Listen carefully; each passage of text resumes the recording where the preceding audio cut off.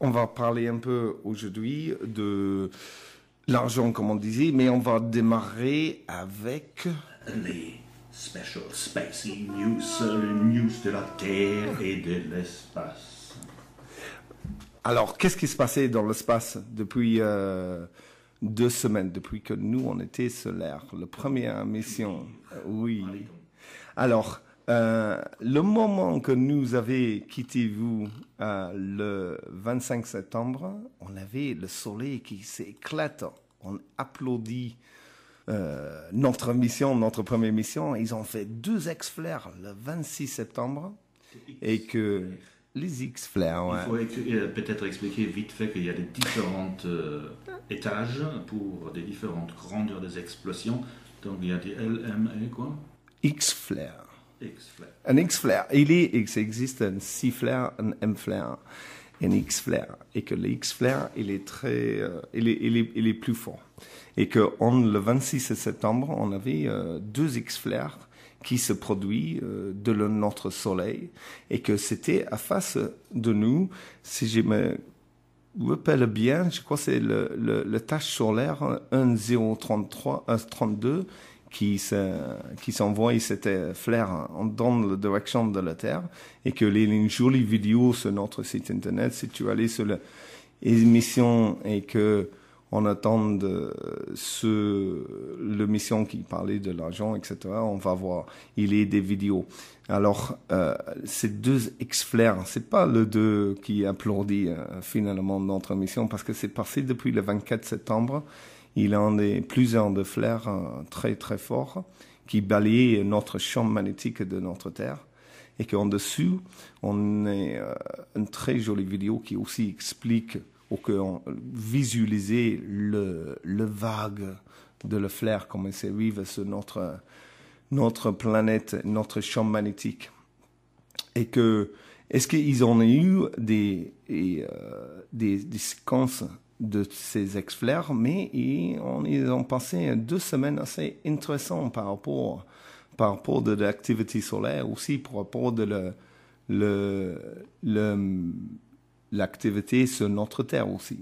Alors, juste après les X-flares qui vivaient sur notre Terre, on peut dire, c'est le BBC qui fait le reportage sur un typhon qui se frappe sur les Philippines le 27 septembre, et qu'il y avait pas mal de passants qui étaient déplacés, et que aussi en même temps, il y a 2-3 trucs qui étaient assez intéressants, et qui étaient les choses qui tombaient sur Terre.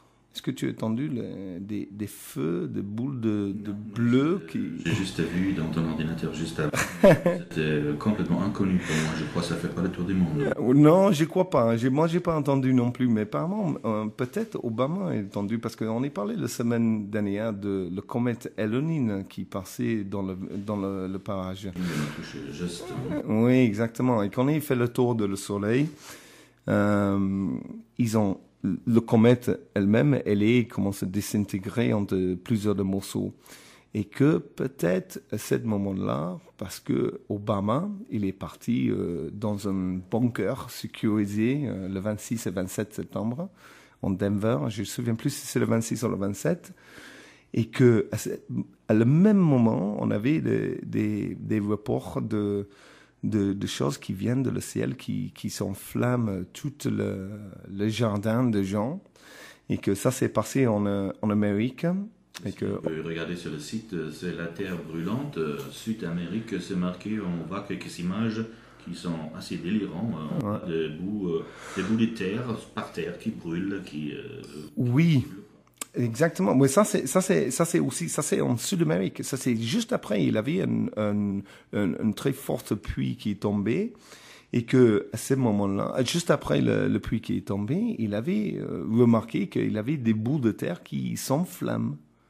Et que c'était... On n'a pas trouvé des gaz ou des raisons extérieures. Non, pour le moment... Juste phénomène.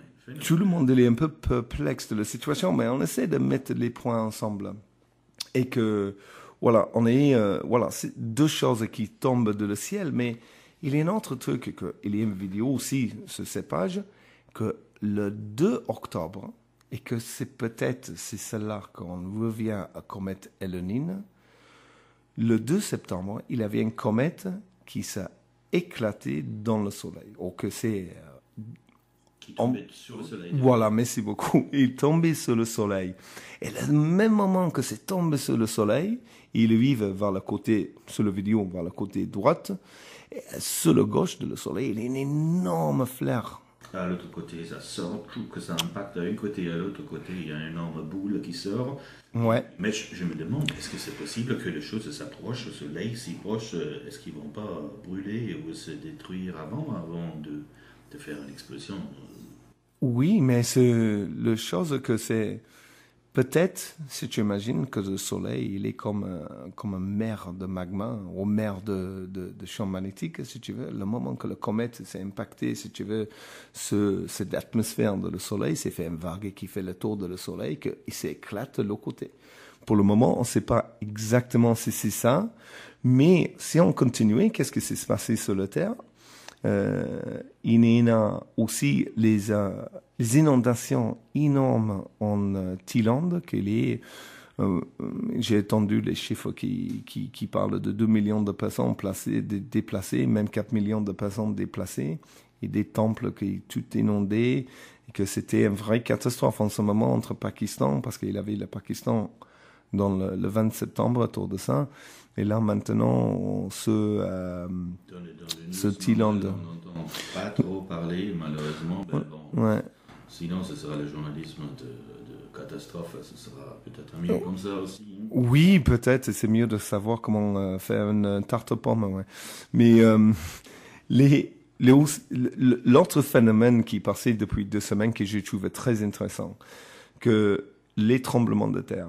J'ai surveillé le tremblement de terre et qu'il y a un lien sur notre site. Si tu cliques dessus, il donne une carte globale de le tremblement de terre et qu'on voit nettement que c'est passé de le côté hémisphère nord, le côté hémisphère sud, les tremblements de terre. Et qu'ils ont plusieurs de 5 et de 6, mais c'est toujours autour de le ceinture de feu. Et la dernière chose, c'est le plus intéressant.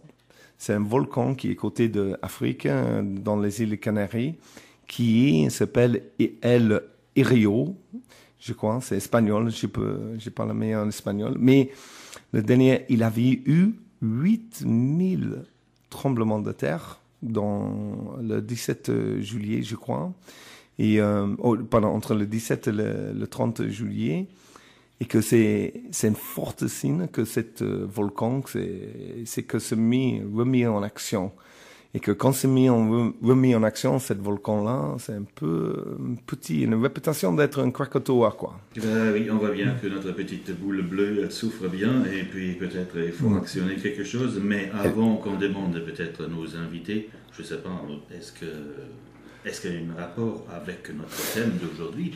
Tu vois, le thème qu'on a choisi de parler des pouvoirs, de l'argent, de l'or et tout ça.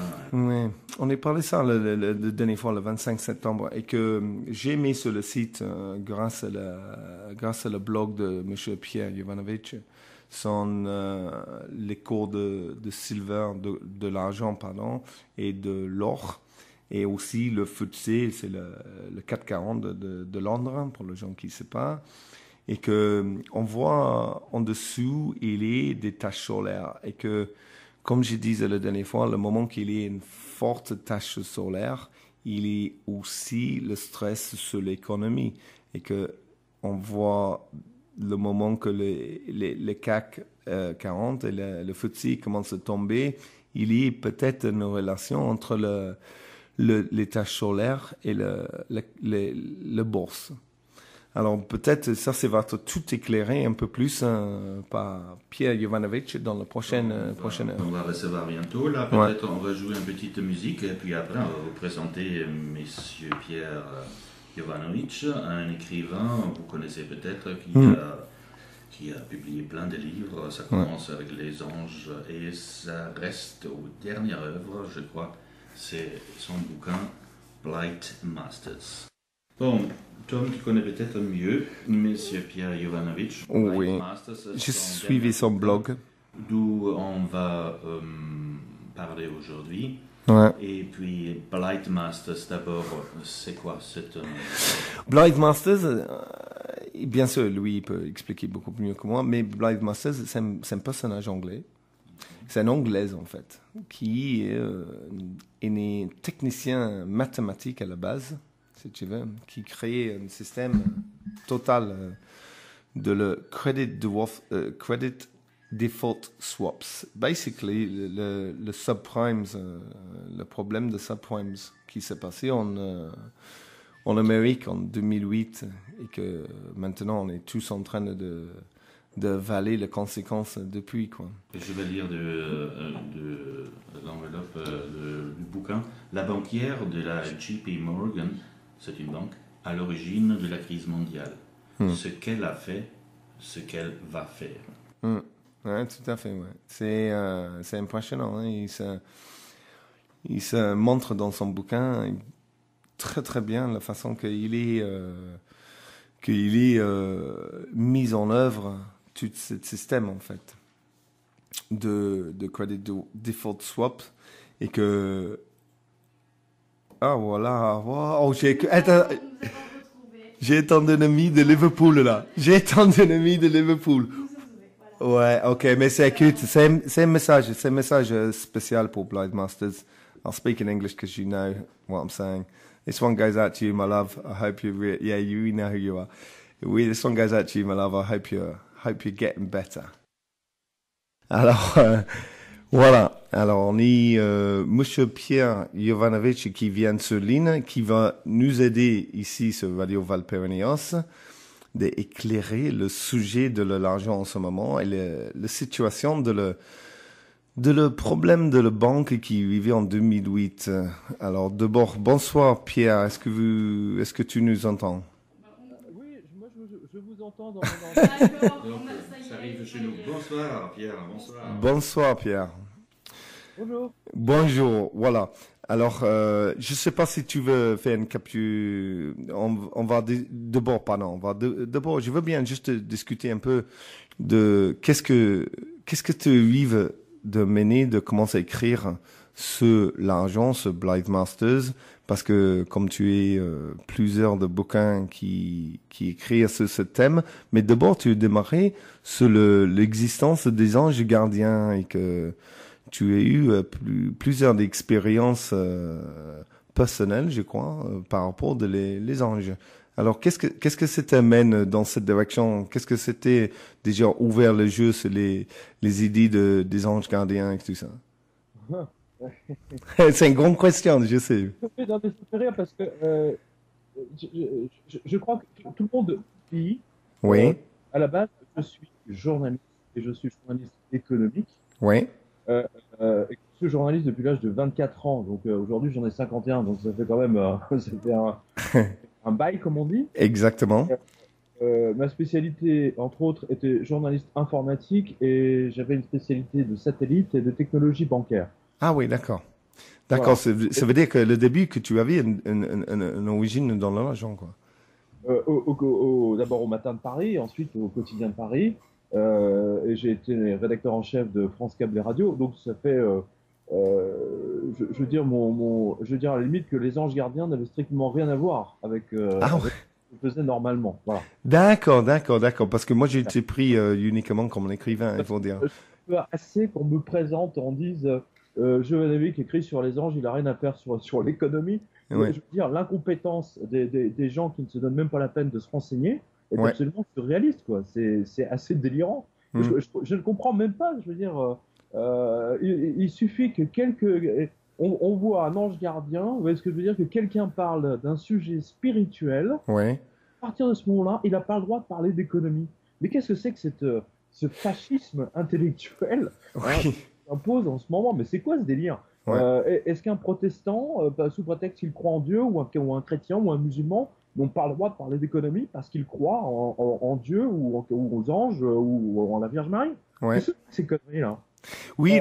Attendez, c'est pas avec vous, hein, mais je veux dire, j'ai vu ça depuis quelque temps, et en fait, moi c'est quelque chose qui m'agace, quoi, parce que cette espèce de fascisme intellectuel typiquement socialiste, qu'on voit ces derniers temps, m'a littéralement sorti de mes gonds là. D'accord, oui, mais moi je prends pas de ces côtés. Moi, j'ai juste veux de comprendre. Comme comme je suis un vrai anglais en commun, j'ai pas l'histoire de la France comme vous, parce que tu as parlé aussi de le fait que l'argent, le début, c'était, quand on en parlait sur le téléphone, tu me disais que l'argent, le début, c'était déjà comme un sacrifice ou comme un offrande Oui, au bien sûr. Dieu. Et qui plus est, ben, bien sûr. Non, mais c'est une très bonne observation. Enfin, ce qu'on appelle l'histoire monétaire, c'est-à-dire les rares universitaires, n'est-ce pas, qui ont donné des cours, comme je pense notamment à Ferdinand Lipps, hein, ce Suisse allemand, Ouais, euh, qui donnait des cours monétaires. oui. On voit bien que les premiers échanges, en fait, vous savez, les premières sociétés, les communautés, les villages, au départ, il n'y avait pas d'échange entre les habitants. En revanche, ils faisaient des cadeaux à leurs dieux, à leurs divinités. Progressivement, ensuite, l'or s'est établi. Effectivement, on est passé de l'offrande de l'or, comme chez les Mayas, les Égyptiens, Uh-huh. etc., etc. L'or est devenu un échange entre les hommes avant de devenir un standard or qui, jusqu'à une histoire très récente, a été abandonné dans les années 75 à la faveur de cette immense escroquerie qui est le dollar américain.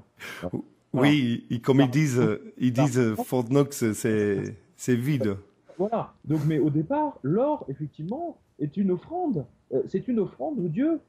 C'est très, très important Ouais. de savoir. Si vous regardez, par exemple, le trésor de Toutankhamon, qu'est-ce que vous voyez dedans? Vous ne voyez que des statues en or et surtout vous savez, des moulages de Oui. visages qui sont en or. Parce que les Égyptiens, par exemple, considéraient que l'or était quelque chose qui leur permettait d'être en contact avec l'au-delà.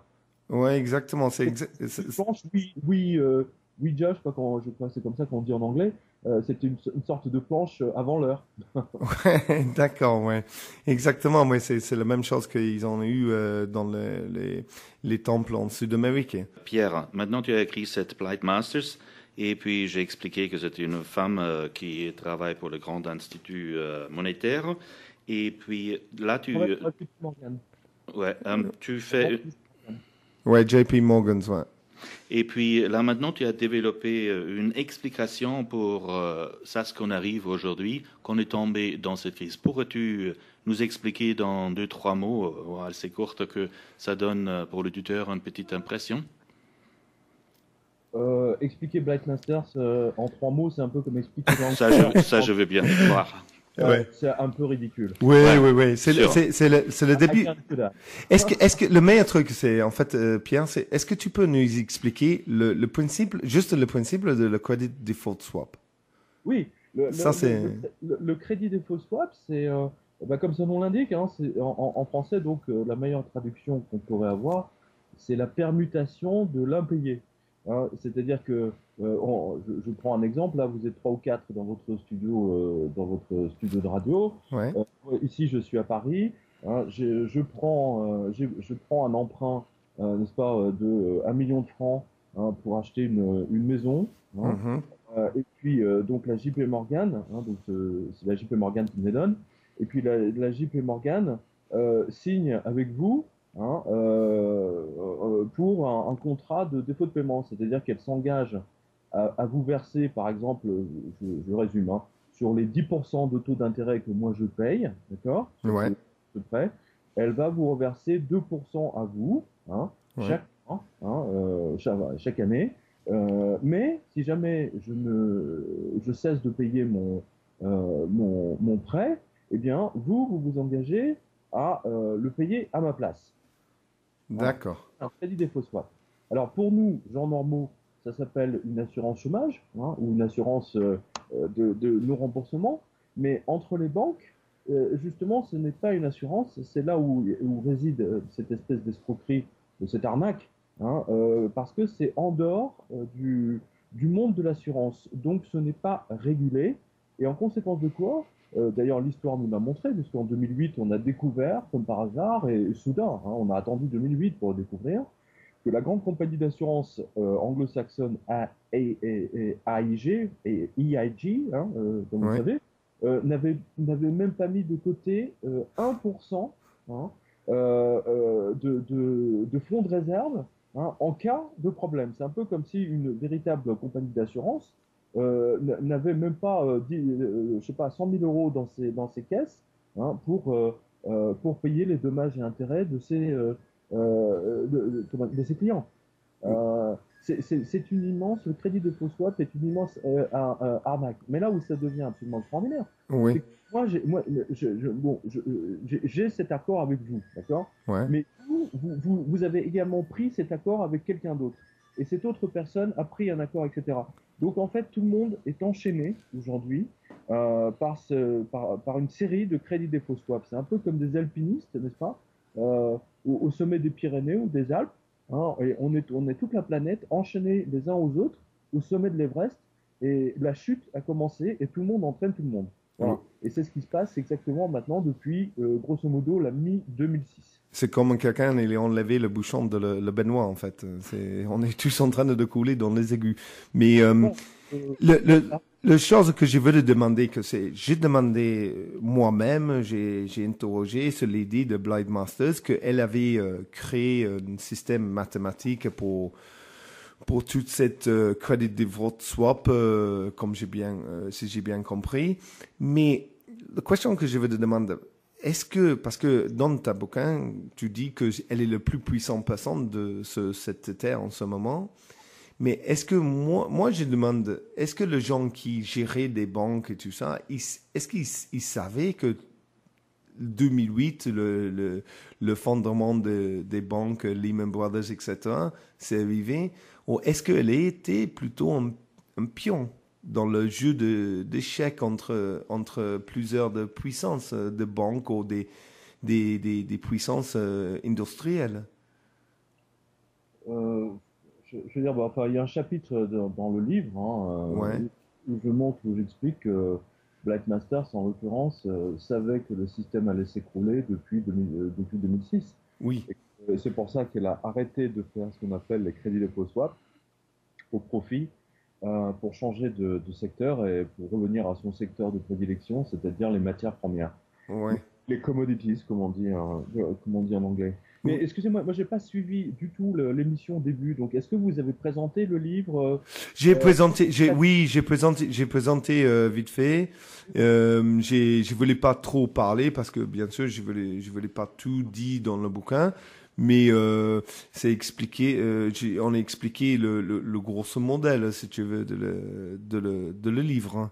C'est voilà, et que c'est juste que j'ai compris qu'elle avait fait son petit livre noir, un peu comme tu cites dans le bouquin, comme le bouquin rouge de Mao, et que tu dis voilà, mais c'est pour ça que si les banquiers ils savaient que c'est vivant avant 2008, pourquoi ils laissaient tout le monde aller au mur dans ton avis?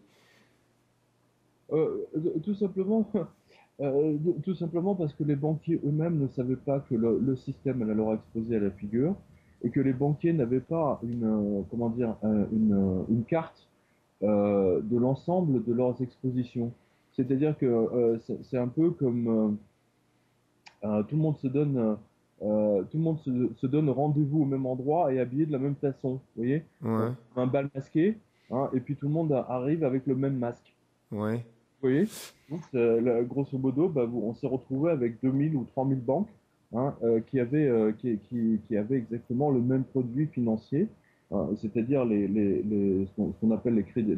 Je résume, hein, c'est plus compliqué que ça, bien entendu. Oui, bien sûr, non, mais on n'est pas on n'est pas à 10 000 heures d'expliquer parce que j'ai l'impression que le marché financier, il fait des systèmes très compliqués que les gens. Exactement pour ça, pour que les gens ils comprennent pas en fait. Regardez ce qui s'est passé. Regardez ce qui s'est passé à Wall Street. Moi, je vous signale quand même qu'au mois d'octobre, au mois d'octobre 2007, le Dow Jones avait battu son record. Ah ouais. Attends, 2007, alors qu'en 2007, alors que fin 2006, début janvier, surtout janvier 2007, les banques spécialisées dans le prêt immobilier avaient commencé à déposer leur bilan les unes après les autres aux Ouais. États-Unis. Attendez, c'est quand même énorme. C'est-à-dire que ces connards de banquiers, hein, alors qu'ils étaient en train de voir les maisons des copains en train de brûler, Ouais. hein, ils étaient toujours en train de faire la fête, ces bandes de blaireaux. Et Mais j'ai l'impression que c'est toujours le cas. J'ai l'impression que c'est toujours le cas. Mais moi le chose que malheureusement, on arrive à la fin là. Là, c'est terminé. ah là, pour toi, c'est l'argent, c'est fini. Bah, à votre avis, pourquoi Nicolas Sarkozy prend son avion pour faire des allers-retours à Berlin, hein, pour aller demander à Angela Merkel, hein, de mettre de l'argent dans ce qu'on appelle le fonds de sauvetage européen? Ouais. Pourquoi la banque Dexia, à votre avis, a explosé en plein vol? Pourquoi d'autres banques, hein, comme la Natixis, la Société Générale, etc., la BNP, etc., qui sont toutes sous-capitalisées, mais il n'y a pas que les banques françaises, les banques Non, c'est les banques anglaises aussi, il est dans la même situation. On avait vu ça avec Northern Rock en Angleterre, le moment qu'il avait... pour moi, c'était tout le début. Hein. Avant Lehman Brothers, c'était le signe qui disait, oh là là, c'est fini. Là. Le fait, il est fini et qu'il faut nettoyer. Mais moi, c'est la chose qui m'interroge, c'est que le banquier, il doit savoir ça. Il doit avoir quelque chose qui va remplacer, c'est de l'argent, non? Oui, mais enfin, il a peut-être placé de l'argent, il a certainement acheté 25 Ferrari. Non, non, non, j'ai dit, il doit en avoir quelque chose qui va remplacer, si c'est vraiment, c'est la fin de l'argent, comme on dit, si c'est vraiment ça, Quel système, il veut dire, quel système va voilà. remplacer ce système monétaire comme c'est actuellement encore en marche? Bah, je veux dire, bon, alors là, il faut revenir à l'histoire, enfin, l'histoire monétaire, hein. L'histoire Ouais, monétaire vous montre une chose, oui, et ça, elle vous montre à 100%, c'est que tous les pays, hein, depuis le 19e siècle, enfin, fin du 19e siècle, là, surtout le 20e, tous les pays qui ont remplacé le standard or par de l'argent papier, hein, les ouais, billets de banque, hein, la durée de vie du papier est grosso modo entre 19 et 20 ans. Le dollar, lui, il est bien dépassé son sell-by date, comme ils disent en anglais. le dollar, lui, a décroché de l'or, enfin d'un faux standard or en 1971. Hein, il ne faut pas l'oublier, ça. Ouais, Hein. Et à partir de ce moment-là, qu'est-ce qui s'est passé? Hein, c'est à partir de 1972-1973 qu'on a vu des périodes complètement inflationnistes. Les Américains ont essayé de remplacer le standard or par le standard pétrole. Hein, ça, tout le monde l'a vu, tout le monde s'en souvient. Malheureusement, aujourd'hui, aussi bien le standard pétrole que le standard papier, hein, arrive à sa fin. C'est fini, c'est terminé. hmm. Euh, en fait, aujourd'hui, on assiste à l'histoire en marche et surtout à la fin de l'histoire. Le problème, voyez-vous, le problème, Moi, si on peut- j'ai demandé ça, pardon Pierre, j'ai demandé ça, c'est juste parce que pendant le dernier 3, 4 ans, il fait pas beaucoup de bruit depuis 2 ans, il faut dire, mais il y a 3, 4 ans, il parle beaucoup de l'argent mondial, l'argent qui va remplacer l'argent physique comme papier. c'est des conneries idéalistes. Ouais, exactement, c'est ça que je voulais savoir, parce que C'est des conneries. Vous ne remplacez pas l'argent papier par de l'argent papier. C'est pas possible. non, mais c'était plutôt électronique. Hein. Mais regardez ce qui s'est passé en Angleterre il y a encore 2 jours. Mervyn King, le gouverneur de la Banque d'Angleterre, Ouais, a décidé de rajouter 75 milliards de papier photocopieuses. Mais enfin, réfléchissez. Enfin, réfléchissez, merde. c'est, Ça fait c'est, 250 milliards de pounds, hein, oui, de pounds en photocopie, en Monopoly, billets Monopoly, hein, qui ont été donnés aux Anglais. oui. Vous trouvez ça normal? Ouais, non, c'est, Sérieusement, vous trouvez ça normal? non, mais c'est un peu le même système que le dictateur en Argentine il produit, il fait imprimer cet argent que c'est jamais collé. Mais c'est que le chose que c'est ça qu'ils ont fait beaucoup de bruit il y a 3, 4 ans. C'est de l'argent qui va pas forcément être remplacé par l'argent papier, ça va être un argent électronique et que il va je sais pas, hein, j'ai juste demandé, peut-être il attendent et que c'est pour ça que je demande est-ce que le banquier savait parce que ça ne correspond pas. Moi, je regarde beaucoup le soleil et que cette truc 2008, le crash de 2008, le moment que c'est arrivé, je regardais les taches solaires et je disais, c'est pas normal. Moi, je sais qu'il savait et que moi, je crois personnellement quelque part, il veut que le système il tombe, j'ai l'impression. Les taches solaires n'ont strictement rien à voir là. Hein, n'oubliez pas, le crash de 2008 a été actionné littéralement en 2007 et surtout en 2006 et 2005. Oui. Et qu'il n'y avait pas vraiment autant de tempêtes solaires en 2006-2005 qu'en 2008. Où est-ce que je veux dire? Oui, non, mais tout à fait. Mais c'est en 2008 que c'est commencé le moment qu'il avait très, très, très peu de taches solaires. Oui, mais enfin bon, attendez, ne résumez pas les crashs uniquement aux taches non, solaires. non. Je crois que le monde il est beaucoup plus grand que ça, mais j'ai juste dit que de côté que je vois.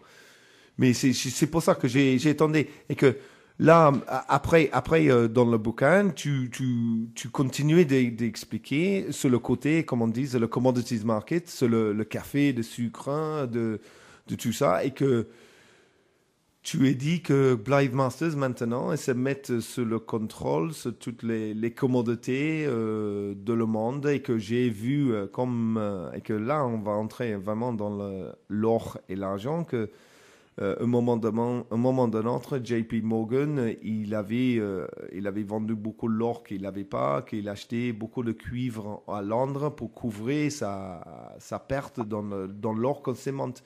Et que si on voit le cours de l'or et l'argent, c'est baissé, c'est tombé par terre en ce moment. Et c'est une immense escroquerie, et pas seulement de la JP Morgan. Ouais. Hein. L'escroquerie générale des marchés, c'est-à-dire un système qui vous autorise à vendre quelque chose que vous n'avez pas. Hein. Il faut quand même pas l'oublier, il faut quand même revenir à l'essentiel. Hein. C'est un peu comme si vous mettiez dans le journal du coin, hein, Renault Mégane, 2 ans, 30 000 kilomètres, alors que vous ne l'avez pas. Hein, et que vous avez des gens qui vous téléphonent et vous leur vendez la voiture. Ouais. Hein, une fois que vous avez vendu la voiture, hein, à partir de ce moment-là seulement, et que vous avez touché l'argent, à partir de ce moment-là, vous allez acheter, vous allez essayer de trouver une Mégane, hein, dans les petites annonces, et une vraie pour la donner à celui qui l'a acheté. Voilà. Tout le marché de futures, quoi. C'est exactement ça. Ouais. Et c'est ça qu'on oublie d'expliquer aux gens. Oui. Hein. C'est une immense escroquerie monumentale et mondialisée, avec des gens qui vendent des produits qu'ils ne possèdent pas, qu'ils n'ont pas entre leurs mains. Hein, et ils font baisser les prix. Hein. C'est-à-dire que, imaginez par exemple vous, hein, vous dites, hein, vous mettez des annonces, hein, on va prendre toujours le même exemple, hein, et puisque le cours de l'Argus, hein, donne la Mégane, allez, on va dire à 10 000 euros, d'accord? Hein, Ouais. et ben, vous mettez 300 annonces en disant je vends la même Mégane, mais je la vends à 7 000. D'accord. Vous n'avez pas. Vous les avez pas. Ouais. Vous n'êtes pas propriétaire de ces voitures. Vous ne les avez pas dans votre garage. Hein. Pourtant, le fait que vous les mettiez dans les annonces à 7 000, hein, eh bien, ça fait baisser le prix des autres voitures, de ceux qui l'ont. Vous comprenez? D'accord, oui. C'est ça. C'est une immense arnaque. C'est ça qu'il est en train de faire avec le commodities market, si j'ai bien compris aussi. Voilà, mais c'est en train de leur exploser la figure en ce moment. Oui, mais le truc, c'est que il doit... Le banquier, il faut dire, un banquier, il est là pour gagner de l'argent. Attends. Pourquoi vous croyez que la Bank of England, hein, au total, depuis 2008, a imprimé pour 250 milliards, hein, de livres sterling de billets Monopoly? Ouais. C'est parce qu'ils ne les avaient pas. Parce que les banques ont vendu des trucs qu'ils n'avaient pas. Oui, mais c'est ça. Ça, c'est le côté, l'argent comme le dollar, l'euro et parce que les Européens, ils vont entrer aussi dans le jeu, comme ils vont créer comment ça s'appelle en français, le titulaire de la Banque européenne, je comprends. J'ai compris la question là. Il commence à vendre sur le marché les titulaires de la Banque européenne. Les titulaires. Ouais, mince, j'ai oublié mon français, mais anglais. Mais si tu veux, c'est comme une action que le Banque centrale européenne les vend pour gagner, pour avoir le capital pour emprunter les. Ok, mais les banques, vous savez, une banque centrale ne peut pas. Vous savez, à partir du moment où où le capital des banques centrales se transforme en sable, et c'est ce qui est en train de se passer. Ouais. Preuve, regardez la Bank of England, Ouais. 250 milliards de sterling en sable. Hein. Ouais. C'est bon, nous aussi en France, on va sur les sables d'Olonne et on remplit la Banque de France avec, il n'y a pas de problème. Ouais, mais c'est pour ça que c'est m'étonner que les banquiers, comme c'est quelqu'un qui son travail, c'est de gagner de l'argent. Il doit comprendre que faisant les choses comme ça, que si toute chose cassée, c'est pas bien pour eux non plus. Je crois que ce qui se passe en ce moment vous montre à quel point les banquiers sont des crétins finis. L'histoire de Goldman Sachs en train Ouais. de vendre des produits d'investissement à ses clients Ouais. qu'ils savaient être des arnaques. L'affaire Fabrice Touret, on l'a vu. Ouais. Au même moment, la Goldman Sachs avait parié plusieurs centaines de millions de dollars sur le fait que son client allait être ruiné. Hein. Ouais. C'est quoi ça, à votre avis? C'est même plus de la banque, c'est du banditisme, c'est du grand banditisme. Je crois qu'on est bien d'accord, Pierre. Maintenant, si on pourrait t'utiliser comme visionnaire un peu, comment tu vois cette approche à venir? Moi, sincèrement, à nouveau, l'histoire monétaire vous montre. Vous avez un exemple, vous avez un très bon exemple. Euh, mais avant de vous le donner, il faut quand même que vous compreniez une chose. Avant l'euro, avant l'euro, Mm. l'Europe, chaque pays d'Europe avait sa propre monnaie, d'accord? Ouais. Au cours de toute l'histoire, si vous aviez des problèmes monétaires, par exemple en Autriche, l'Allemagne n'était pas affectée. S'il y avait des problèmes monétaires en Espagne, le Portugal n'était pas affecté. Vous voyez ce que je veux dire? Je veux dire, il y avait toujours l'indépendance des monnaies. Bon. À partir du moment où l'euro est devenu la monnaie globale de tous les pays, là, on est confronté à un véritable problème. Bon. Alors, vous avez un pays qui vous donne un très très bon exemple de ce qui s'est passé, c'est la Yougoslavie. La Yougoslavie des années 80, 90, 1990, 92, 93, etc. Ouais. Vous aviez un président qui a pris le pouvoir en Yougoslavie qui s'appelle Milosevic. Vous vous souvenez de lui? Mhm. Ouais. Ce que personne ne sait, c'est que Milosevic n'était pas un politique, mais c'était un banquier. Hein. C'était un banquier, il était en poste à Paris, il a été en poste à New York, et c'était le grand patron d'une banque yougoslave, je crois que c'était la Beogradska Banka, peu importe. Mm. Toujours est-il que quand il est devenu président de la Yougoslavie, qu'est-ce qu'il a fait, ce crétin? Il a fait la même chose que ce que font aujourd'hui, par exemple, le patron de la banque centrale américaine ou anglaise, c'est-à-dire il a mis en marche la planche à billets, ce que vous, les Anglais, vous appelez pudiquement, it's an understatement, Ouais. quantitative easing, hein, Ouais. which is this is quite weird. I mean, Ouais. quantitative easing instead of saying Crooks and Company. Hein. Ouais. Je veux dire, et qu'a fait Milosevic? Il a mis en place donc la planche à billets. Et la planche à billets, qu'est-ce que ça a donné? D'abord, ça a ruiné toute la Yougoslavie, ça a ruiné les Croates, ça a ruiné toutes les provinces qui ont dit, nous, on en a marre et on veut partir. Et Mm. ça a déclenché la guerre. D'accord. D'accord? Alors, Alors, vu sous ce plan-là, vu sous cet angle-là, la crise yougoslave, ça vous donne une bonne idée de ce qui va se passer. d'accord. Alors, parce que c'est vrai, don't Blythe. Il faut que vous le compreniez. Oui, oui, non, mais tout à fait, tout à fait. Mais c'est pour ça que moi j'ai l'impression que c'est Vous avez un autre exemple? Regardez ce qui s'est passé dans les années 20 avec la République de Weimar. Ça s'est terminé comment les années 30? Ça s'est terminé dans les années 40 avec la Seconde Guerre mondiale. Oui, ouais, les rythmes semblent s'enchaîner, ouais, et puis tout à fait dans une phase comme ça, je crois bien. Maintenant, est-ce que tu vois des gens qui essayent de réagir dans notre société actuelle encore? Est-ce que tu vois quelque chose à faire dans cette position où nous allons être bientôt? Ça veut dire on va attendre des conflits, on va attendre des agressions, on va voir l'effondrement du système. Et puis, il y a quand même des gens qui essayent, par exemple, de faire une autre monnaie qui est indépendante de tout ce système bancaire. Des monnaies locales, par exemple. On va avoir un invité après toi, et puis qui essaye de faire ça. Est-ce que tu donnes une chance à des petits systèmes locaux comme ça? À nouveau, l'histoire monétaire vous montre que le troc, ça reste quand même le système d'échange le plus commun. L'effondrement de l'Argentine en 2000 vous a montré que les monnaies locales, tout le monde s'en tape, que la seule chose qui a vraiment véritablement fonctionné, c'est le troc. La crise en Bolivie vous a montré, là aussi, que la monnaie locale, tout le monde s'en tape, que la monnaie, c'est bien gentil, c'est très idéaliste, ça correspond à ce que j'appelle l'espéranto, mais ça n'a aucun, malheureusement, malheureusement, hein, ça ne peut pas remplacer un système d'échange hein, qui est basé, si vous voulez, sur quand même 4000 ans d'histoire humaine où l'or a toujours été, l'or et l'argent, hein, a toujours été le moyen d'échange entre les gens, c'est tout. C'est aussi simple que ça. Vous ne pouvez pas remplacer 4000 ans d'histoire monétaire du jour au lendemain par du papier.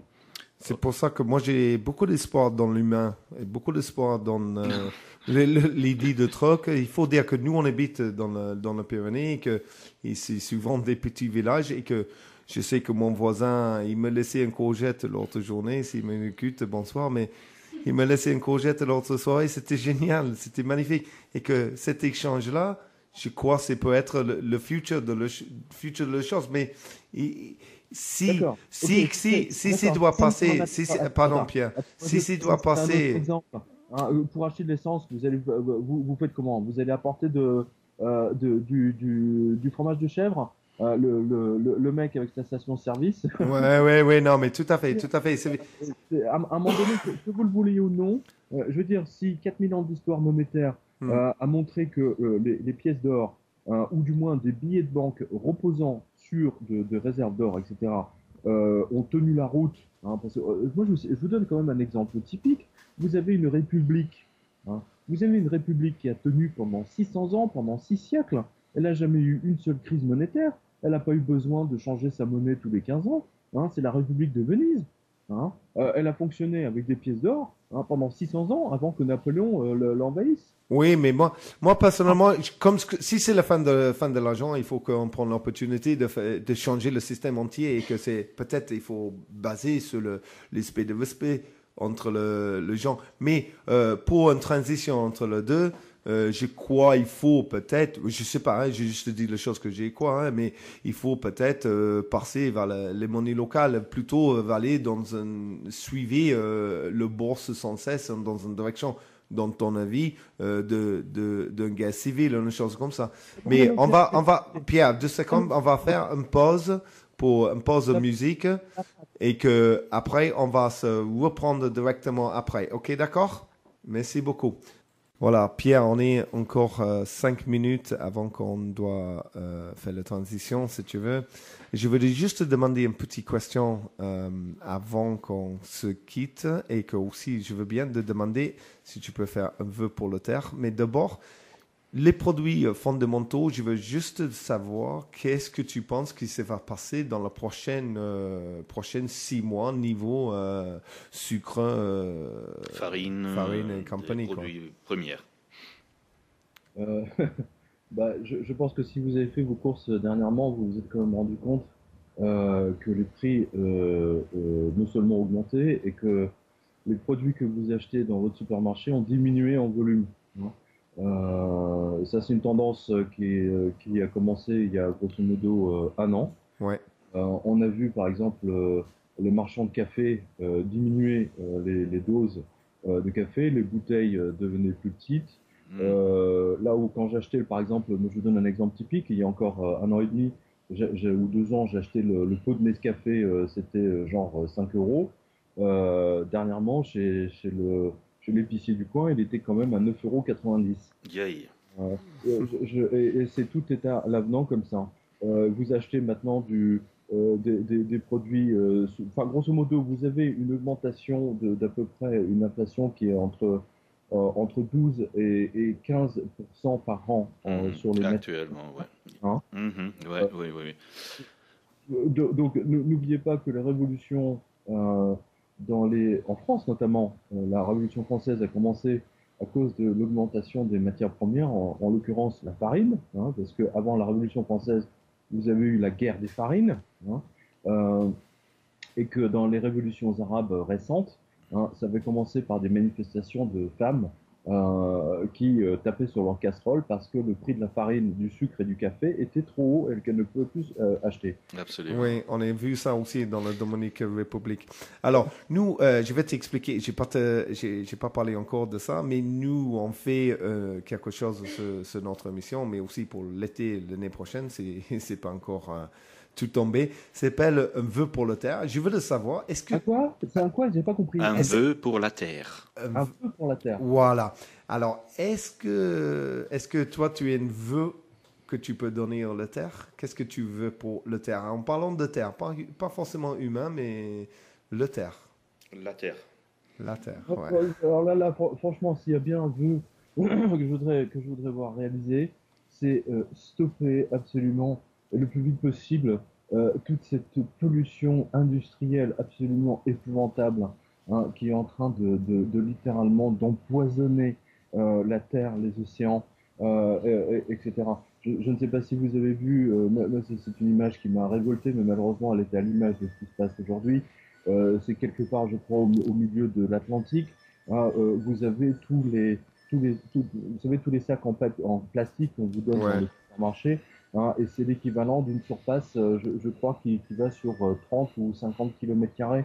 Enfin, c'est complètement délirant. Est-ce que vous imaginez tous les poissons, tous les dauphins, etc., qui sont en train de mourir parce qu'ils mangent ces trucs-là?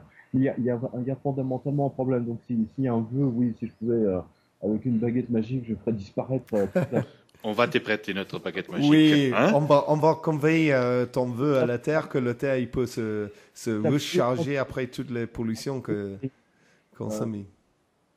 Ok, on est tout à fait avec toi. Et puis, on se remercie beaucoup, Pierre. C'est Je passé très répète vite, hein. pour l'auditeur, Pierre Jovanovic, Blight Masters, un bouquin absolument intéressant à lire. Et puis, vous avez eu Monsieur Pierre Jovanovic. Et puis, Tom, Voilà. encore quelque chose à Oui, dire? Merci. je veux juste te remercier pour passer ce soir, Pierre, et que j'espère que dans le futur, on peut en avoir un moment pour récapituler sur l'économie. Alors, de tout le monde ici, on te remercie. Merci beaucoup. Merci, Pierre. Merci. Au revoir. Au revoir. So, maintenant, on est de retour après cette vol C'était loin pour notre goût, mais assez radical et peut-être assez justifié. À vous de juger. Puis maintenant, on a un invité qui s'appelle Monsieur Frédéric Bousquet. Qui parle tout à fait en ligne encore, c'est Frédéric, tu nous entends? Je tends son appel. Ok, d'accord. Ok, mais on va amener sur ligne parce qu'il y a une... Ah ouais, voilà. Je connais cette chanson, ça. Je connais. Alors voilà, on peut dire bonsoir Frédéric Bousquet. Bonsoir Fred. Bonsoir. Bonsoir à vous. Bonsoir. Alors, est-ce que tu as un peu écouté notre émission avant, avec Pierre Jovanovic? Oui, tout à fait, j'ai écouté. Ouais. Et puis, qu'est-ce que tu as comme impression de sa vision de choses?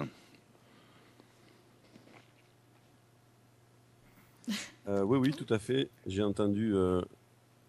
Alors, je crois qu'il y a un décalage de satellite là.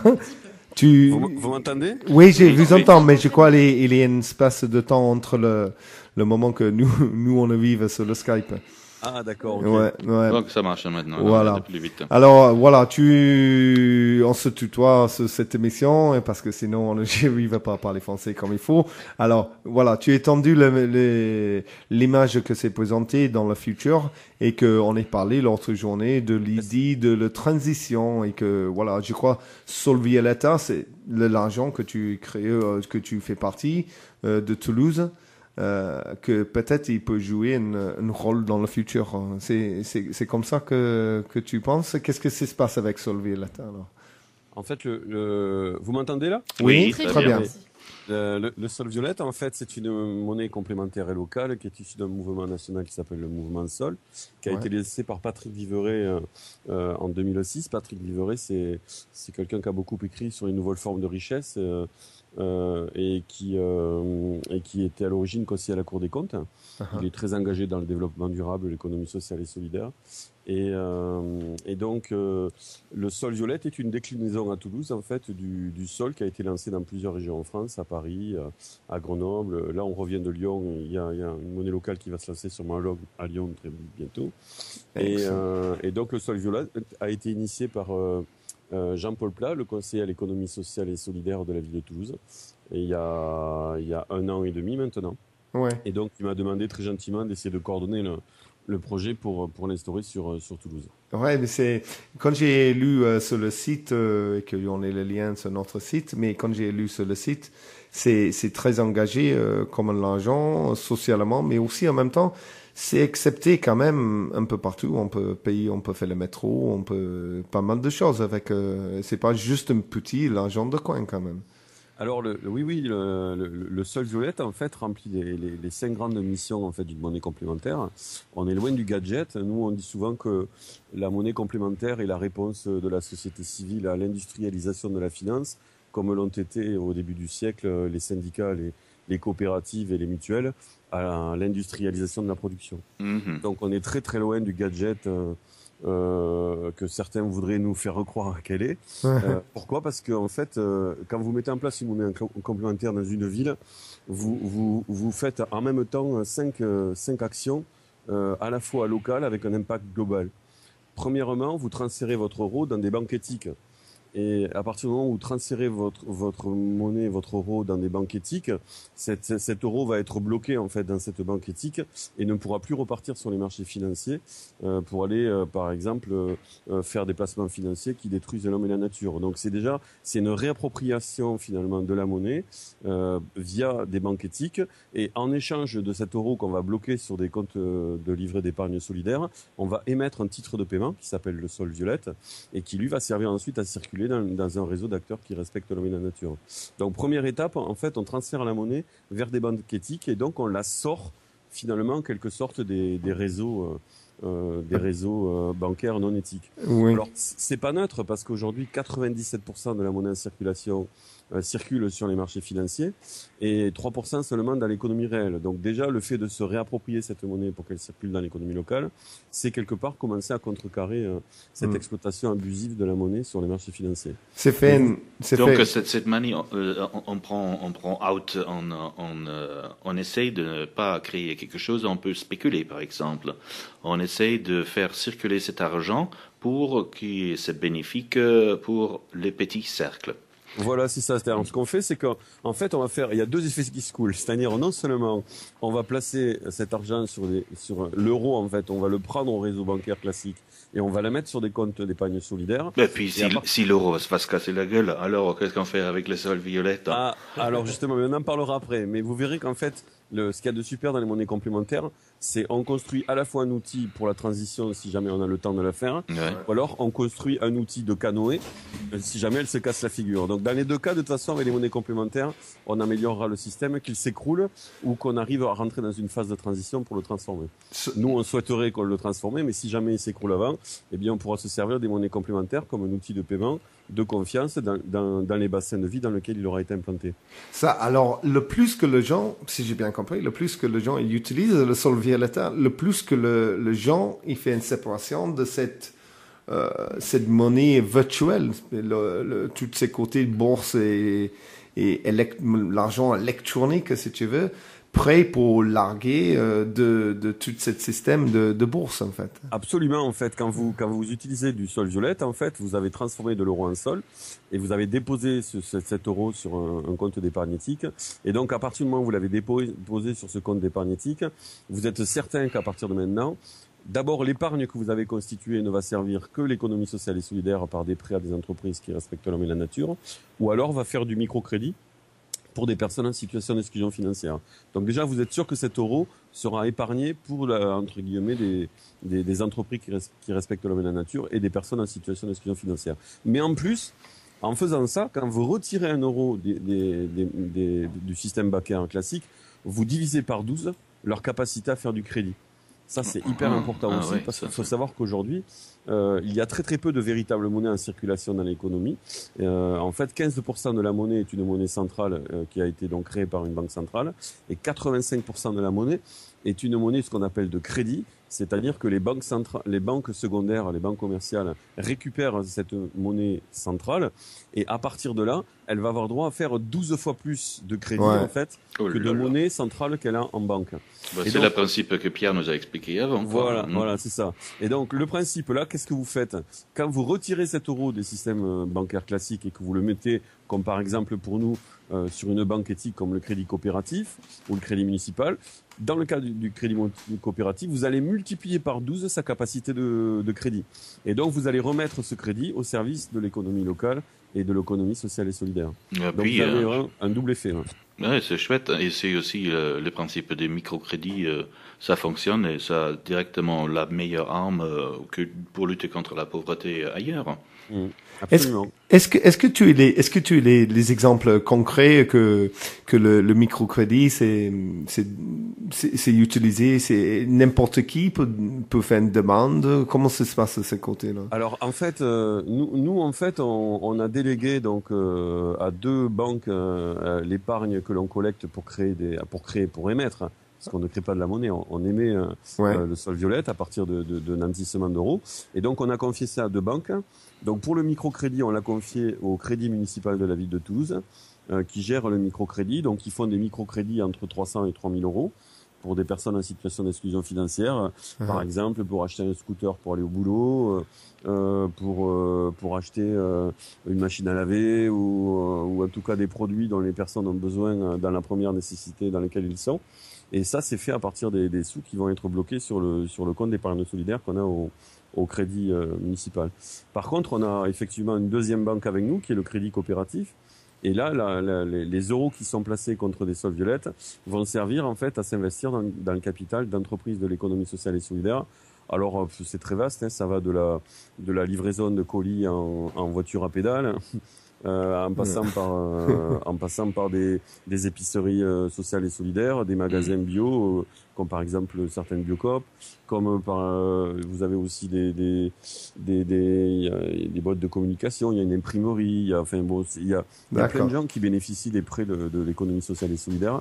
Et par contre, ce qui est très bien, c'est des entreprises qui respectent l'homme et la nature, quoi. Donc l'épargne est bien utilisée. Et donc, ce projet existe depuis quand là maintenant à Toulouse? Alors, on a mis 1 an et demi pour le créer. Il a démarré en 2009. Donc 2009, en fait, l'équipe de Pierre Cohen, le maire de Toulouse, donc a été élue. Et dans cette équipe-là a été élu Jean-Paul Plat, donc qui a pris la charge de l'économie sociale et solidaire. Et donc il m'a appelé à cette époque-là et il m'a dit ben voilà, ça y est, on y est. Maintenant, on va mettre en place une monnaie complémentaire à Toulouse. C'est quelqu'un qui réfléchit avec, hein? Pardon? C'est quelqu'un qui réfléchit avec, je veux dire. Oui, tout à fait. On s'était rencontrés 1 an avant. Il n'était pas encore élu. Il était vice-président de la DPES, je crois, l'association départementale pour la promotion de l'économie sociale et solidaire. Et il était venu à une conférence que j'avais donnée à l'Humanité équitable, à Emmaüs, et il avait trouvé ça vraiment super, et il m'avait dit si jamais un jour je peux, on le mettra en place. Et comme par hasard, il a été élu donc sur la ville de Toulouse, et dès qu'il a été en place, il m'a rappelé, il m'a dit ça y est, Fred, on le fait. Super.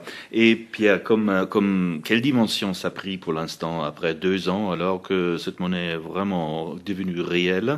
Et puis avant que tu pouvais nous expliquer comment ça fonctionne, peut-être quelle dimension a atteinte cet mouvement? Alors, il faut savoir que dès le départ, parce qu'en fait, on sait qu'une monnaie complémentaire, c'est aussi un projet d'éducation populaire.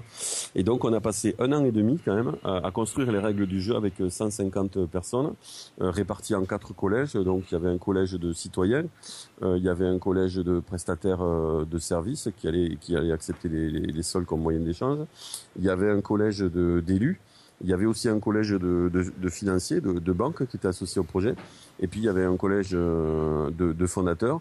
Et pendant 1 an et demi, en fait, on a travaillé ensemble à la construction du projet, que ce soit en termes de règles du jeu, comment on allait travailler ensemble, que ce soit aussi par rapport à quel type d'axe on allait prioriser pour que la monnaie puisse s'échanger.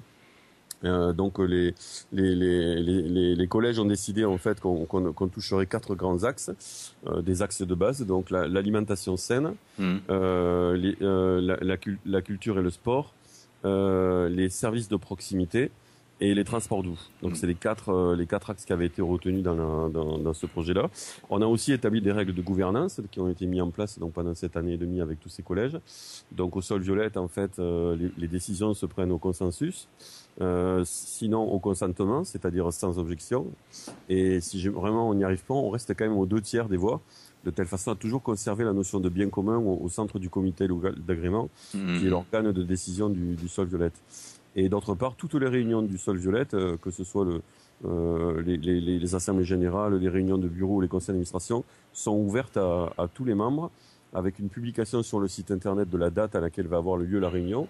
Et si jamais c'est pas fait, les décisions sont réputées caduques, c'est-à-dire qu'elles ne seront pas approuvées si jamais on n'avait pas informé l'ensemble des citoyens.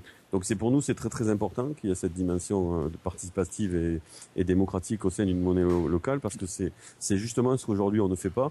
On n'associe pas les citoyens à la création monétaire, et du coup on se rend compte qu'elle est malheureusement très mal utilisée. Maintenant, si je possède des sols violettes, est-ce que je peux faire mes courses à la Biocoop à Saint-Gaudens aussi avec, ou jusqu'à où ça va? Alors, le principe même d'une monnaie complémentaire et locale, c'est d'avoir une limite territoriale de son utilisation.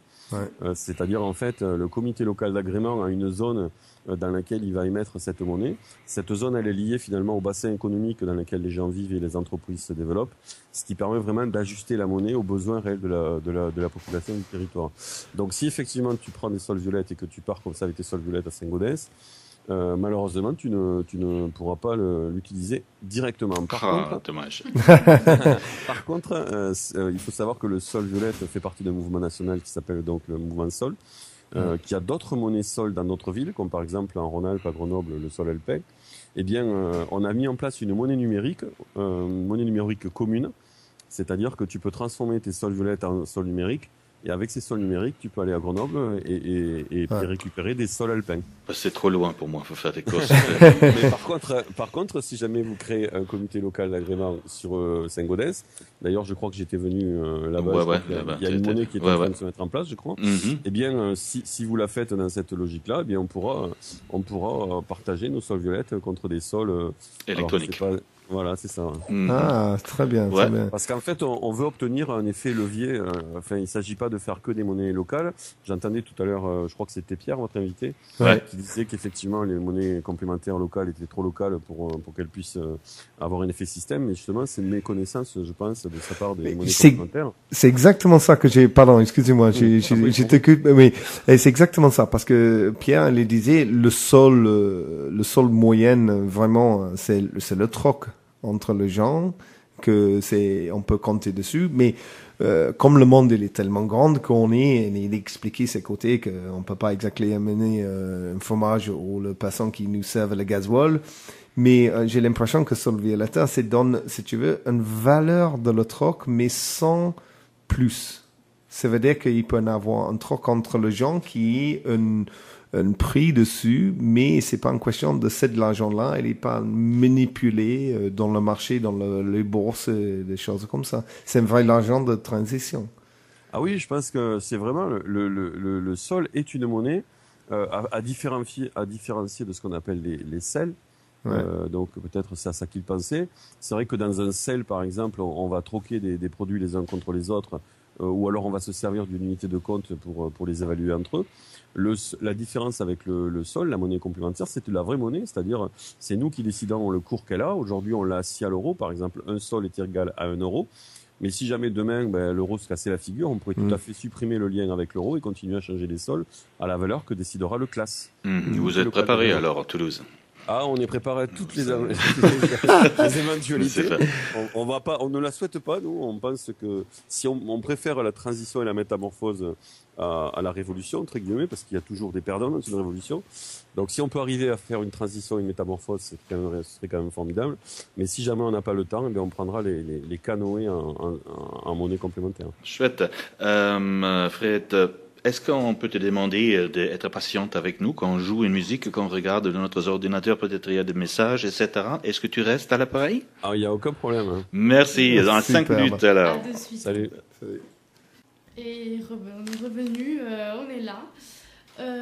Alors, on vient d'avoir quelques commentaires, n'est-ce pas, Tom, dans la boîte de commentaires sur le site l'heurequisonne.com. N'oublie pas de vous connecter parce qu'il y a effectivement une petite boîte de commentaires en bas à gauche et vous pouvez laisser vos commentaires, vos questions et on les verra de suite. On est déjà Juliette qui demandait si c'est possible de prendre un microcrédit pour faire une formation. Elle est en étant dans le Gard. Ouais, elle est dans le Gard. Ouais. Puis-je faire un microcrédit pour payer une formation? Alors, on va donner cette question tout de suite à Frédéric Bosquet. Voilà, de Solvay Letter. Tu es toujours là, Fred? Oui, je suis là. Ouais. Ah, ok, super. Voilà. Donc, cette Juliette qui demande, elle peut pas prendre un microcrédit si elle habite dans le Gard ou si c'est possible? Ah non, alors attention, parce que le microcrédit, c'est pas le Sol Violette qui le gère, c'est le crédit municipal. Voilà. Nous, ce qu'on fait, c'est qu'on cherchait un endroit où déposer les euros qu'on allait gager contre le Sol Violette en circulation. Et donc, on a sélectionné deux banques, le crédit coopératif qui fait des prêts à l'économie sociale et solidaire et le crédit municipal qui fait du microcrédit en fait à en situation d'exclusion.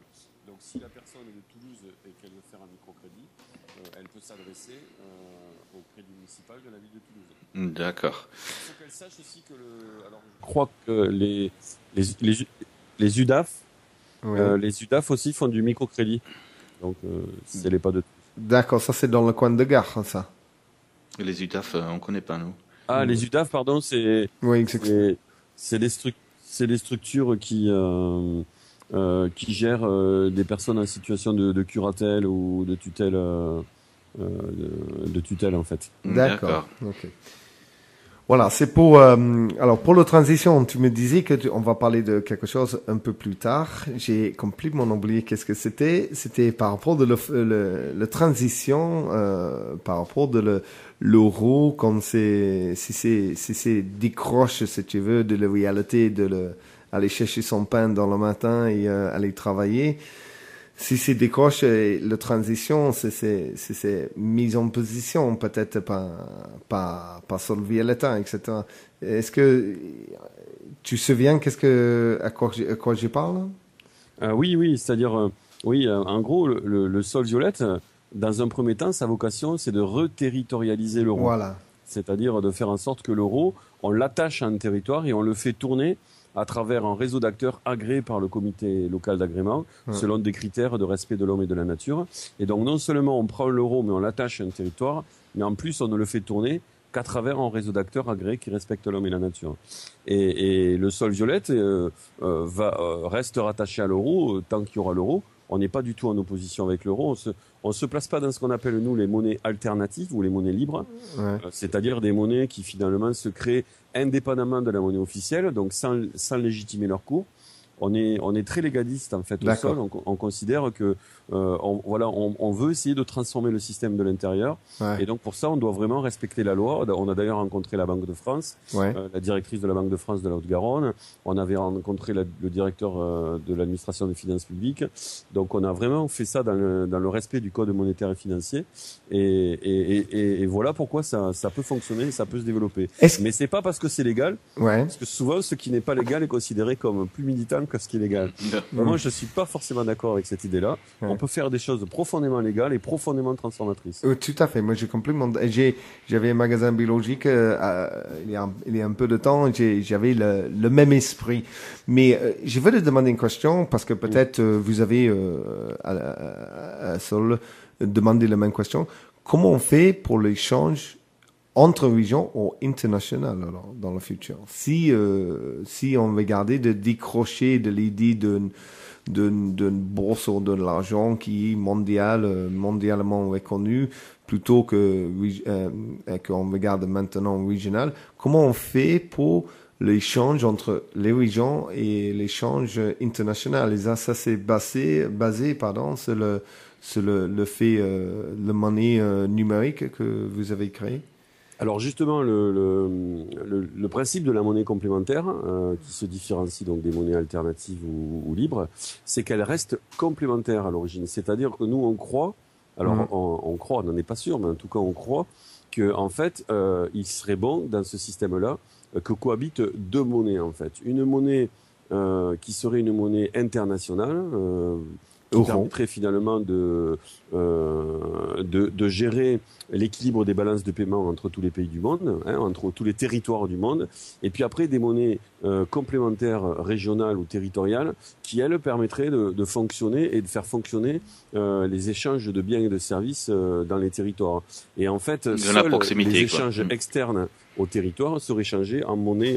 Alors ça peut être une monnaie de zone, comme par exemple l'euro, ou alors encore mieux, une monnaie mondiale qui serait assise sur un panier de matières premières, par exemple, comme le propose Bernard Lietaer, que je vous invite à contacter, qui est un type brillant qui a écrit un bouquin il n'y a pas longtemps qui s'appelle Les monnaies régionales. Il s'appelle comment? Il s'appelle donc Bernard Lietaer, et qui a écrit un bouquin récemment qui s'appelle Les monnaies régionales.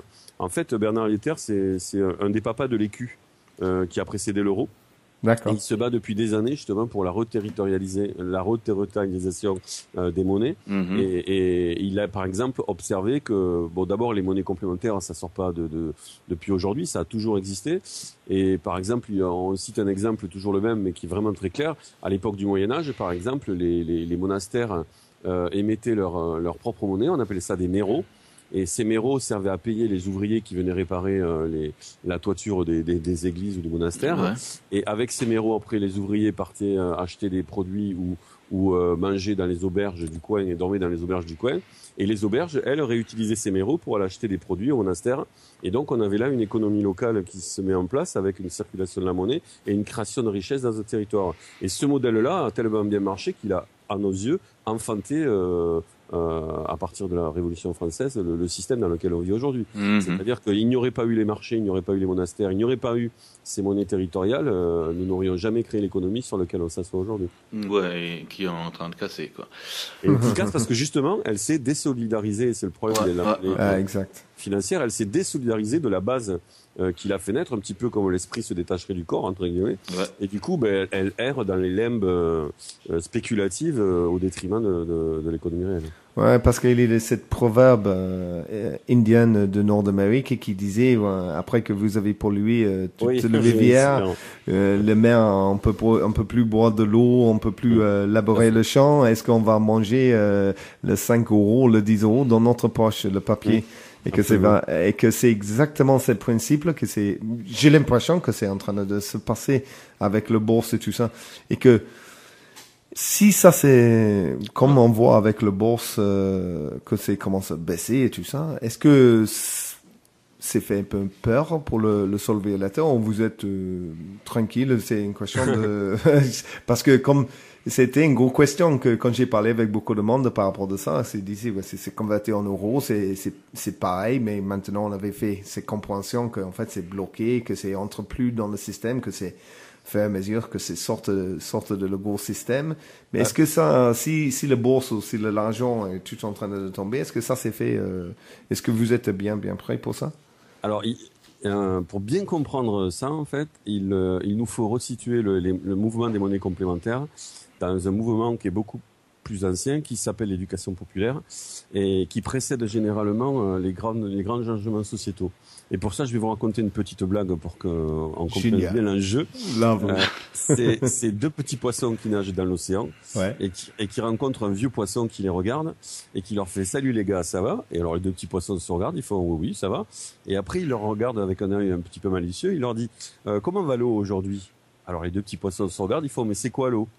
Et voilà. Alors aujourd'hui, on est un peu dans la même situation avec les citoyens. C'est-à-dire que les citoyens utilisent de la monnaie tous les jours, à chaque seconde, quasiment, mais ils ne savent pas ce que c'est. Et donc, si on veut entraîner un mouvement de transformation des rapports sociaux que crée l'argent, il faut déjà réintégrer l'argent dans la conscience politique des citoyens, de telle façon à ce qu'ensuite, quand on va développer des actions de façon plus importante, ils prennent conscience des mécanismes qui les oppressent. Et donc, le rôle des monnaies complémentaires, c'est dans un premier temps de faire prendre conscience des mécanismes monétaires à la population.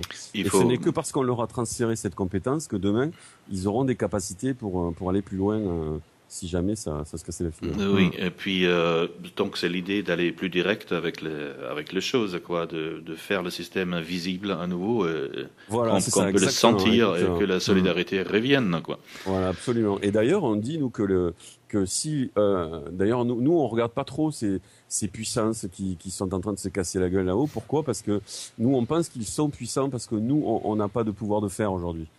Plus on aura de pouvoir de faire localement, et moins ils seront puissants. Donc, plutôt que de passer son énergie à se préoccuper, à aller voir se casser la figure, on devrait mettre notre énergie, notre enthousiasme à construire la société là où on est et la développer pour qu'elle remplace progressivement celle qui va de toute façon avec les moyens du bord qu'on a, et puis surtout utiliser notre petite tête pour inventer des systèmes un peu plus sages que ça ce qu'on vit au moment, quoi.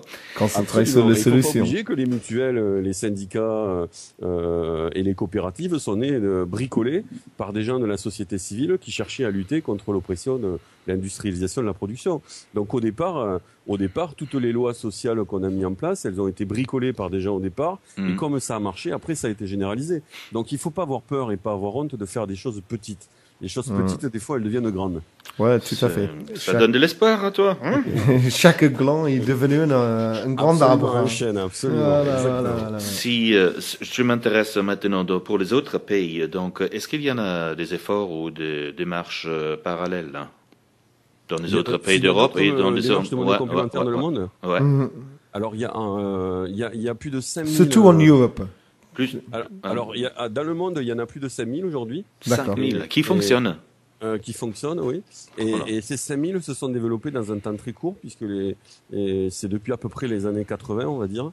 Donc on voit une explosion des monnaies complémentaires dans le monde entier. Et comme le dit très bien Bernard Lietaer, à chaque moment de l'histoire où le système financier s'est cassé la figure, ou a commencé à se casser la figure, les gens ont toujours inventé des moyens d'échange qui l'ont remplacé ou qui s'y sont substitués le temps que de trouver une nouvelle solution. Donc c'est pour ça que les monnaies complémentaires, elles grandissent aujourd'hui. La plus connue en Europe, et la plus aboutie, on va dire, elle a une dizaine d'années. Elle s'appelle le King Goer. Donc elle est née en Allemagne, en Bavière. Elle est née il y a environ une dizaine d'années. Ils ont démarré un peu comme nous, avec il y avait une centaine d'adhérents, une quinzaine d'entreprises, et ils faisaient quelques milliers d'euros de chiffre d'affaires. Et 10 ans plus tard, ils font plus de 4,5 millions de transactions dans le territoire de la Bavière. Ils sont plus de 6000 adhérents avec 600 entreprises, et ils ont essaimé dans plus de 30 villes en Allemagne, et ça commence à se développer dans les autres villes. Et ça en Bavière, t'imagines? Ouais, c'est ça. Mais il y en a une autre qui est aussi très connue et dont on parle jamais, qui a été créée en 1940. Alors c'est juste après la guerre, je crois, si le souvenir sont bons. Non, juste un peu avant, 36, pardon, juste après le crash de 29. Donc en Suisse, qui s'appelle le WIR. Alors le WIR, c'est une chose très bizarre en fait. C'est un système de compte entre entreprises en fait. C'est-à-dire que un groupe d'entreprises fatiguées de ces crises financières a créé une banque privée avec comme vocation de faire des crédits mutuels à ses adhérents sans passer par la monnaie officielle qui était le franc suisse. Et donc ils ont commencé, ils étaient une dizaine ou une quinzaine. Et aujourd'hui, le franc suisse, aujourd'hui le WIR représente 30% des transactions de la Suisse. C'est incroyable, ça. C'est énorme. Et Bernard Lietaer, donc le chercheur dont je vous parlais, a eu accès à des études sur la fameuse stabilité légendaire de la Suisse. Et en fait, on se rend compte que dans les périodes de crise où le franc suisse se raréfie finalement dans l'économie suisse, eh bien, on voit une augmentation de l'utilisation de WIR par les entreprises. Et quand de nouveau le franc suisse redevient abondant, il y a une diminution du WIR dans les entreprises. Ça sert donc de tampon pendant les crises financières, et c'est pour ça que, en tout cas, lui pense que le franc suisse est aussi stable. Mais pour toute cette transition d'espace, c'est aussi c'est une transition, si j'ai bien compris, c'est l'argent, il fait pas tourner le monde, c'est beaucoup plus grand que ça. Et cette transition, pour que c'est bien passé, il faut qu'il y ait comme une prise de conscience par tout le monde. C'est pas juste une question de l'argent, mais c'est plein d'autres choses qui allaient avec pour que cette transition, ça se passe tranquillement ou que ça passe le plus tranquillement possible. Est-ce que tu vois, parce que tu voyages un peu et que tu parles avec les gens, tu vois une ouverture des esprits dans les gens, pas uniquement au niveau de l'argent, mais aussi une demande de les gens, de monsieur tout le monde qui veut entrer dans ce système, ou c'est toujours pris dans le monde biologique et dans le monde alternatif, on peut dire? Alors, ça c'est une très bonne question, et je pense que la monnaie complémentaire est l'un des outils de la transition, mais n'est pas le seul. J'en vois au moins 2, mais il y en a une dizaine d'outils qui sont en train de se mettre en place, en fait. C'est vrai qu'aujourd'hui ils sont séparés parce que ils sont en train de se co-construire avec des acteurs de terrain, et chacun étant séparé dans une dimension de la vie, on n'en voit pas encore les liens entre eux. Mais il y a une dizaine d'outils différents qui sont en train de se mettre en place, qui demain, à mon avis, vont grandir et vont faire corps et vont faire société pour créer la société de demain. Et dans ces outils qui sont en train de se créer, j'en vois en tout cas comme ça rapidement un deuxième qui est par exemple les circuits courts. Les circuits courts, moi je suis très impliqué aussi dans les circuits courts en plus des monnaies complémentaires. Alors c'est quoi un circuit court? C'est tout simplement des gens qui décident de se regrouper en groupement d'achat et d'acheter prioritairement des produits locaux qui respectent l'homme et la nature. Et s'ils ne trouvent pas dans leur territoire, à ce moment-là, ils se regroupent pour les acheter à l'extérieur. Comme un EMAP. Pardon? Un EMAP. Alors c'est un peu comme une AMAP, sauf que dans la MAP, c'est l'agriculteur qui est au centre du groupement d'achat. D'accord. Alors que là, les circuits courts, il va y avoir plusieurs producteurs locaux et pas forcément un producteur central. En fait, il y a personne au centre. D'accord, il y a des producteurs, il y a des intermédiaires et des consommateurs. Ouais. Et si on veut passer dans une société post-productive et sortir de ce giganticisme de la distribution actuelle, il faut bien que s'expérimentent de nouveaux moyens de distribution des produits et des services. Et les circuits courts en sont, à mon avis, l'expression la plus aboutie, même si aujourd'hui ce n'est encore qu'un mouvement qui est bien sûr minoritaire. Mais il faut savoir que juste avant la Révolution française, 95% de la production était autoconsommée, et jamais on n'aurait imaginé que les 5 petits pourcents de commerçants qui vendaient des produits deviendraient le modèle économique du siècle qui venait. Donc je pense que les circuits courts sont vraiment le deuxième rouage de cette transition. J'en vois un troisième aussi si vous me donnez une minute de plus. Le troisième, c'est ce qu'on appelle le revenu d'existence, dans lequel je suis très engagé aussi. Alors c'est quoi un revenu d'existence? C'est un concept qui est en train de se développer un peu partout dans le monde entier. Il y a un réseau international qui s'est créé d'ailleurs qui s'appelle le BIEN, Basic Income Network. Est-ce que tu peux répéter, pardon? Il faut que je marque au même moment là. Le BIEN, B-I-E-N, donc c'est le Basic Income Earth Network. L'association française s'appelle Association pour l'instauration d'un revenu d'existence. Et on a développé un groupe. Les premiers groupes sont en train de se développer. On en a développé un sur Montauban. Il y en a un qui est né aussi à Toulouse. Alors pour l'instant, c'était plus ou moins des chercheurs qui cherchaient de nouvelles alternatives pour distribuer la richesse. Et là, ça commence à sortir. Alors c'est quoi? Un revenu d'existence, en fait, c'est un concept nouveau qui dit voilà, à partir de maintenant, comme on sait qu'on est capable de produire ce dont on a besoin, on va séparer le revenu en deux. En fait, il va y avoir un revenu d'existence qui sera versé inconditionnellement à tous les citoyens, indépendamment de leur activité dans l'économie. Et ensuite, il y aura un revenu d'activité qui sera variable et en fonction de l'activité que j'aurai dans la société. Et donc, l'intérêt d'avoir un revenu d'existence à tous les citoyens, c'est que enfin, les citoyens vont pouvoir choisir quel type d'activité ils veulent faire. Pas forcément des activités marchandes pour avoir un revenu, mais pourquoi pas des activités non marchandes qu'ils auront choisies et qui développeront parce qu'ils auront justement un revenu. Et nous, on dit dans le mouvement, on dit un revenu pour une activité et non une activité pour un revenu. Un peu de plaisir dans ce monde des brutes, des boulots.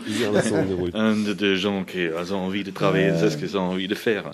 Super bien. Et puis, pour nos éditeurs, peut-être tu pourrais expliquer comment on peut commencer des systèmes comme vous faites à Toulouse. Peut-être il y en a des gens qui ont envie de créer tout de suite ce soir une petite association pour démarrer l'argent alternatif. Alors, c'est déjà dans un premier temps, si jamais ils veulent se lancer, qu'ils n'hésitent pas à aller sur notre site solviolette.info et prendre contact avec nous, on les aidera. On se déplace dans pas mal de villes de France pour aider d'autres groupes à démarrer. Ensuite, pour créer, c'est la première base de la première base. En fait, c'est d'abord un groupe de personnes qui y croient et qui ont envie de démarrer quelque chose. C'est la base de la base. C'est la base de la base. Voilà. Et une fois que ce groupe est créé, la deuxième étape, en fait, c'est de réfléchir aux règles communes de fonctionnement. Donc nous, on a fait trois principes. Il nous faut une charte, c'est-à-dire la charte, elle va encadrer un petit peu comment la monnaie va circuler, dans quels axes. Une charte éthique, à peu près. Voilà, une charte éthique qui va unir le groupe. Des statuts qui vont régler la gouvernance de telle façon à ce qu'il y ait des règles du jeu entre nous. Ouais. Et puis troisièmement, le coupon billet. Donc il va falloir créer le coupon billet, savoir quelle va être sa valeur, comment on va le sécuriser, auprès de qui en fait on va déposer les euros qu'on va nantir. Donc nous on travaille avec, puisqu'historiquement ils avaient participé au projet depuis le début, avec le crédit coopératif, mais ça peut être avec une autre banque de leur choix, sachant qu'aujourd'hui il y a quand même pas beaucoup de banques éthiques qui sont ouvertes en France. Ouais. Donc il y a la nef aussi, mais la nef est associée au crédit coop, donc du coup c'est un peu le même. En Allemagne il y a une banque qui a pas mal là, comment ça s'appelle, qui travaille très alternativement, qui sont pas du tout liés avec les autres banques, mais je me rappelle plus. C'est une bonne façon de faire. Donc peut-être on dit merci. On va demander pour un vœu pour le terre, parce que d'accord. On fait, je crois que j'ai expliqué déjà, on fait un mouvement l'année prochaine qui on fait de l'Atlantique au Méditerranée. Pendant 4 mois, on allonge les Pyrénées en bas et puis on installe un vœu pour la terre. On s'arrête dans le village et on aimerait bien que les gens viennent. Et ils touchent un petit instrument en cuivre, on appelle une fleur, et on donne un vœu. Ça veut dire, on ne pense pas à soi-même, à ses avantages, mais abstraitement pour la terre, que sa petite boule bleue peut continuer. Mais c'est pour tout le monde, c'est pour la famille, c'est pour les enfants, on va planter un arbre, il va avoir des comptes, parce que toi tu es un compteur, etc., et plein de choses. Alors, on demande de tous les guests, parce qu'on va porter le vœu de tout le monde avec nous. Et peut-être, Fred, si tu as la chance, que tu es dans le coin, il faut venir faire le vœu. Parce d'abord, tu peux nous dire. Oui. On va l'emmener. Si tu n'es pas là, ce n'est pas le temps, si je vois bien, toi. Est-ce que tu as un vœu pour la terre? Un vœu pour la terre, mon Dieu. Mon Dieu. On est pénible. Un vœu pour la terre. Mais déjà, je voudrais que sur toute sa surface, on retrouve dans tous les regards de tous les enfants la joie et l'enthousiasme d'être né dans un monde qui respecte les humains et la nature. Waouh! Joli mot pour dire merci à toi. Et puis nous, on va faire un peu de musique. Donc, Frédéric Bousquet, merci beaucoup. Merci beaucoup. On m'appelle de votre site sol-violette. Voilà. .info. Et puis, il faut qu'on rappelle aussi qu'on est le radio Val. Et on nous reçoit sur FM 99,5 pour ceux qui sont pas plus loin que Mongeau. Oui, voilà, exactement. Merci encore. Merci Frédéric, merci, salut, bonne soirée. Ben voilà, cette émission, on est désolé, on a eu tellement des invités qui ont eu plein à dire, donc on n'a pas eu le temps de jouer de jolies musiques, mais ça va venir. Avant qu'on arrête, Tom va vous expliquer les prochaine émission. Avec une type qui a un drôle de nom. Nassim Haramein. Nassim Haramein, c'est un astrophysicien, si tu veux. C'est un grand penseur.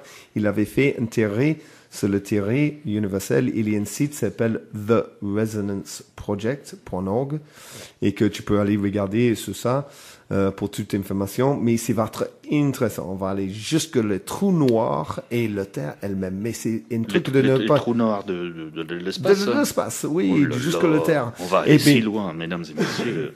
N'oubliez pas de venir, de nous écouter. Oui, mais c'est comme c'est malheureusement lui habite en Hawaï, c'est va être une émission enregistrer une partie. Ça veut dire qu'il faut que tu envoies tes questions avant que on enregistre cette émission cette semaine. Alors, n'hésite pas à envoyer les questions. Envoyer les questions, mais... Je rappelle l'adresse email vite fait pour ceux qui l'ont pas entendu tout à l'heure, c'est question@l'heure-qui-sonne.com. Et question, je confirme que c'est avec un S. Ouais. Question avec un S.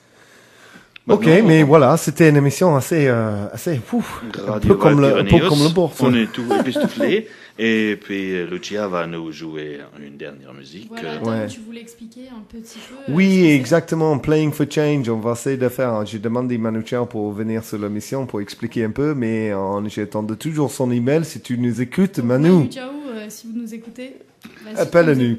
Voilà. Mais c'est Playing for Change, c'est un grand projet. Tu peux acheter un CD ou même juste faire de donation. Alors pour nous, je crois, c'est l'heure. Ok.